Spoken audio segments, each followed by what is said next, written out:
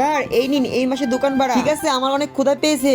আরে ছেলেটার খাওয়ার মতো কিছুই নেই। আঙ্কেল শুনেন, এই ছেলেটি যা চাই সব দিয়ে দিন, টাকা আমি দেবো। এই যে আপনার কার্ডটা তো পড়ে গিয়েছে, একে দেখতেছি এই মেয়ে তো আমার বাবার কোম্পানিতে চাকরি করে। হ্যালো পাপা, কালকে থেকে আমি তোমার অফিসে কাজ করবো। সবাই কেমন আছেন? আমি এই অফিসে নতুন ঢুকলাম। আপনি সেই ছেলেটি না? আরে এই ফকিন্নিটা তো আমার বাসার নিচে ময়লা করা তো, এখন কি না এ আমাদের সাথে কাজ করবে?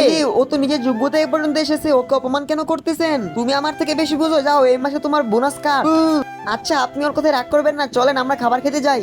আরে এই স্যুপটা তো বিশাল টেস্টি, খুব মজা। কেন ফকিন্নি, তুমি কি এই স্যুপ এর আগে জীবনে খাও নাই? না ম্যাম, আমি তো জীবনে খাই নাই, এইবার প্রথম খেতেছি তাই মজা। মিস লিলি, আপনি কারো খাবার নিয়ে এরকম মস্করা করতে পারেন না। আবারও আমার সাথে কথা। এই না, এই ফাইলটি তুমি 2 দিনের ভিতর কমপ্লিট করবে। আচ্ছা শুনেন, আমি আপনাকে হেল্প করব। আপনি ওই ছেলেকে কেন প্রজেক্টটা দিয়েছেন? মনে হচ্ছে ওটা তো প্রজেক্ট নিয়ে পালিয়েছে। আরে না ম্যাম, এরকম কিছু না। এই মিস লিলি, আপনি কাকে ফকিন্নি বলতেছেন? তুমি আবারও কেন?